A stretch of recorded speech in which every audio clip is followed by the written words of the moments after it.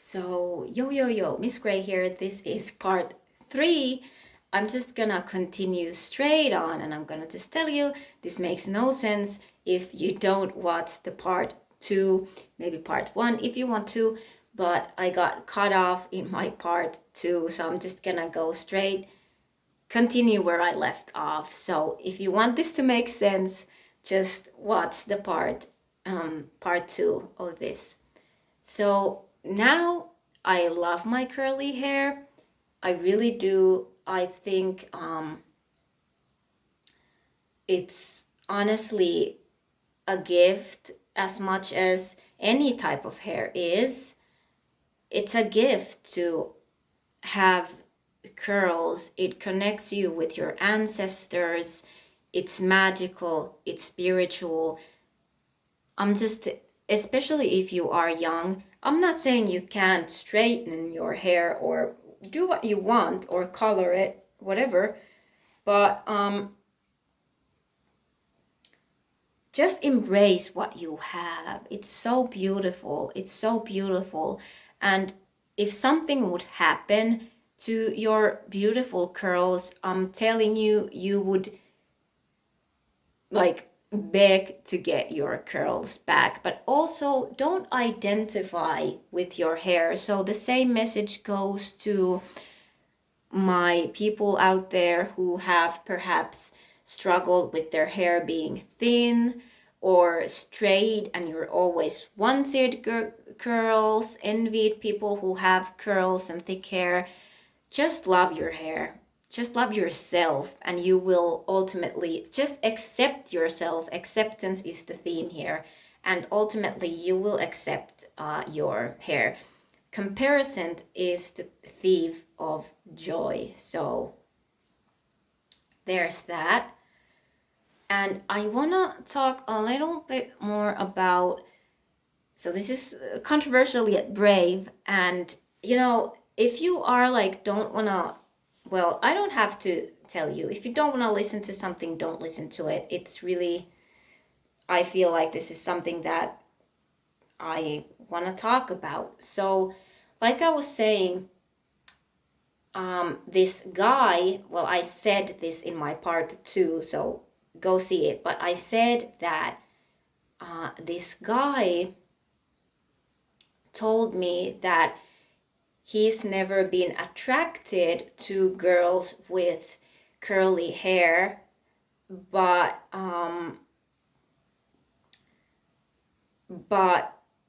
he started to like curls because of me. Now, this guy was white. I'm obviously not, well, I am. I'm half white, but the thing that I want to say that I'm almost like, I'm not, I don't want to like start any, like I said, I'm white. My mom is white. My brother is white. Like fully white because we have different dads. But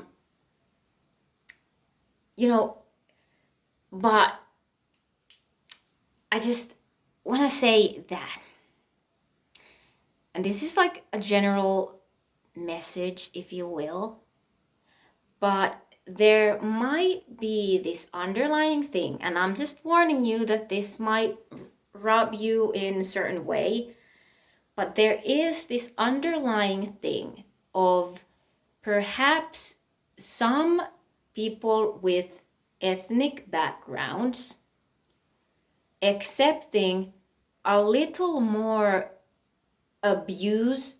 And again, abuse doesn't have to be physical. Mistreatment, let's say. Mistreatment from a white man. And maybe the same goes to if you are an ethnic man and you have a white counterpart. There might be situations where you might accept or almost idolize the attention you get from the white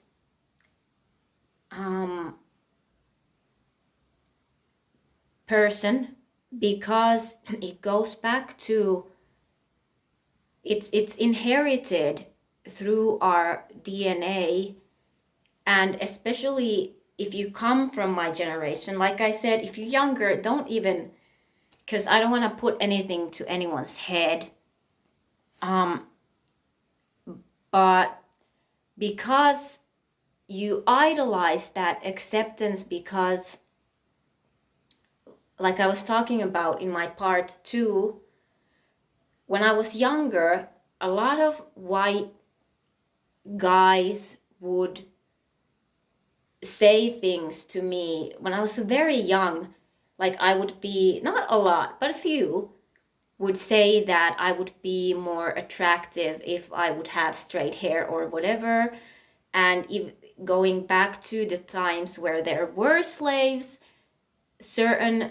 we were categorized based on how light our skin is, how dark it is. And, there was time where, European men would have these weird auctions where they would have light-skinned women and they would breed with them. They were like high class mistresses, prostitutes, basically. This is not for the faint of heart. This is perhaps not for like young people, but this is a little heavy. But like they were sold to these men, and these men would like provide for these women, maybe have like nice, like buy houses for these women, but they would never like claim them publicly, and they would have children and stuff. Like it was purely like a sexual thing, and obviously that would keep the women safe, in the sense, not safe, but safe in the sense that they wouldn't have to work in the field. They had more freedom, allegedly, than, let's say, the more darker skinned people. So what I'm trying to say is there is like a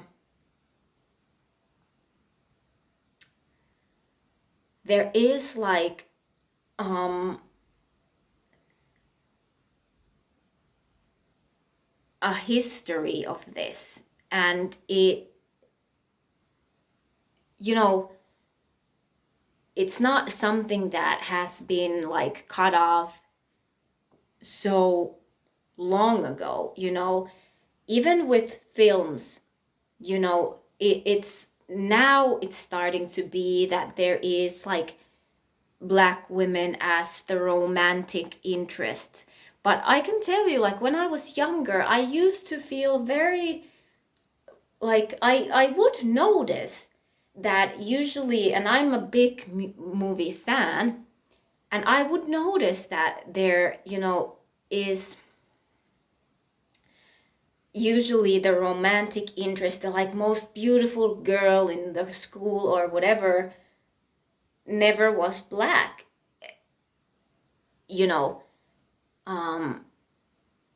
And if they were, it was often like a thing where the black woman was like living in a hood or something, and a white man would fall in love with her and almost like take her out of this. Like it was this sort of juxtaposition where what they call this like savior thing.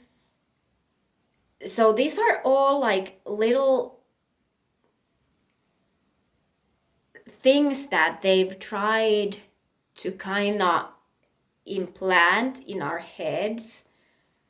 This has nothing to do with me judging white men or white people. I'm white. Like I'm white, I'm black, I'm everything. I'm just talking about the things that have happened that do affect us, hopefully, and I pray and try to raise the consciousness to a level where we don't have any indications of these sort of things, and we don't even have to think or discuss these type of things like race or, but the truth is we do have to discuss these things because they exist and they affect people. So as long as they do, there needs to be some sort of movement forward to there not to be. So I know this got really heavy all of a sudden, but I just, because this is about the feminine awakening to your priestess energy, your divine feminine energy, your divine feminine expression. And I think if you happen to be a person of some sort of ethnicity, and this, whether you are Asian, Spanish, Asian, Chinese, hey Lord, black, just whatever ethnicity you may be, I'm just like, there is, you might have gone through these things. And like I said, it's often when you go through awakenings, there's like underlying things that come to the surface. So I just felt I wanted to say that. Kind of check yourself in a way if there is something where you almost like look things behind the fingers. If you get attention from a white guy, it's almost like some sort of validation for you. Like it gives you like more validation that you are beautiful. Do you understand what I mean? So I really want my channel to be for everyone, because that's like, I feel in some way, I don't know if it sounds grandiose, but I've always had this feeling of, I just want to like unity. You and I, Tia. But I really do. And so that's why I feel I feel like a little scared to talk about these type of things, but I just feel like if I experienced something like that when I was younger, because I can admit there was a part of me that felt some sort of validation when I got attention from a white guy, because I didn't notice that validation for us black women when I was growing up, and it led me to be in a very abusive relationship. So, but this is not, I would still be with, with any race whatsoever. It's not about that. I don't have any grudge or issue with the white man. Like, I love my white, guys. I love my black guys. I love my Chinese guys, my Spanish guys. This is getting weird. I feel like I need to like make it clear that I don't want to like separate anything. I'm just talking about things that exist. Like I said, if they affect people, I do want to address it. So maybe my experience with this will make somebody realize that, oh, like I know this is like super weird, like I'm thinking of even, there's so many other examples of this. Like I'm always like referring to like films and stuff, but I haven't even watched an episode of Euphoria, like never. But because I see like clips on YouTube, I've seen that there is this girl in Euphoria called Maddie Perez, um, and her boyfriend is it Nate or something? I swear I haven't watched any episode, but what I've understood is that they have like very dysfunctional relationship. And even like that kind of comes to mind. Like Maddie in the Euphoria kind of accepts the abuse from Nate, although like she's super beautiful girl, but there's some kind of validation she gets from Nate because Nate is very like a woman hater and just like a bad, like overall kind of a bad guy, but he gives attention to Maddie, which makes Maddie feel like even more like justified, because if he hates everybody else, if he scrutinize every other woman, but he likes me, he's attracted to me, I must be like super beautiful. You know what I mean? So she takes the abuse, and also I guess there's like a storyline where Maddie like some sort of dad kind of thing there, daddy issues. But anyway, that just all of a sudden came to my mind. But yeah, I just think there's that. This got really like, it went to a place where I didn't even expect to take this. But so, okay, just I'm gonna purify my energies from that, and then talk about what else. That was so much that I'm like having to ground myself. What other things I've experienced during this? I said the makeup thing, the hair thing. Oh, and also I just started to look like other women differently. Like I just see women like even more beautiful than ever. Like if a woman is like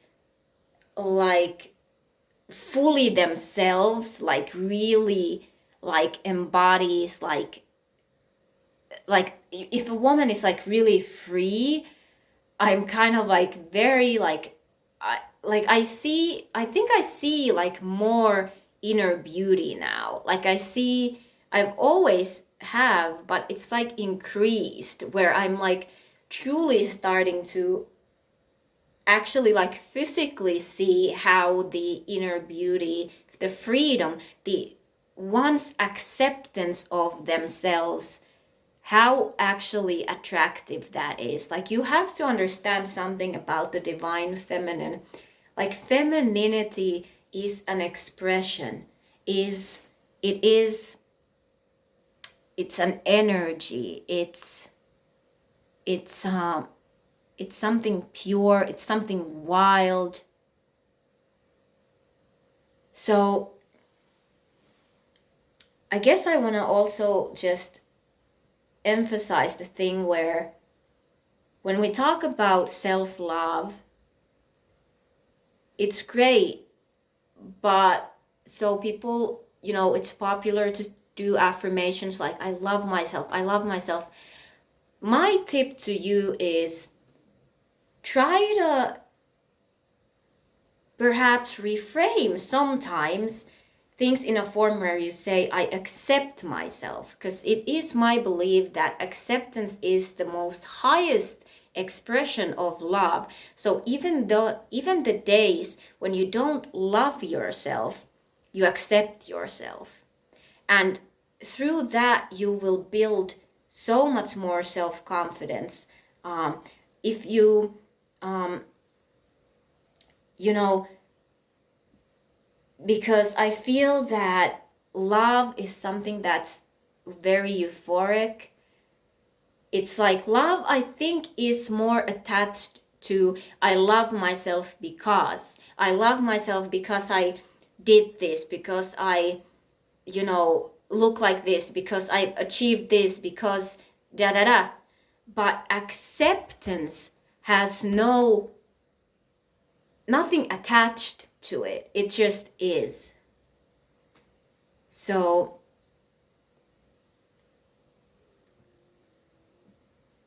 you're so much more than your flesh. You really are.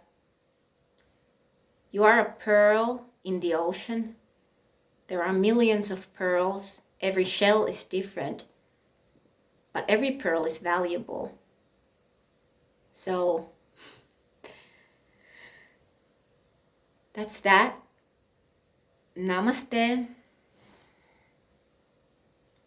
Jesus loves you. Because I'm really like tight with Jesus, like he's like my ascended master guide. And accept yourself and others. But when you accept yourself, it just comes automatically. Peace, love, oneness, bye.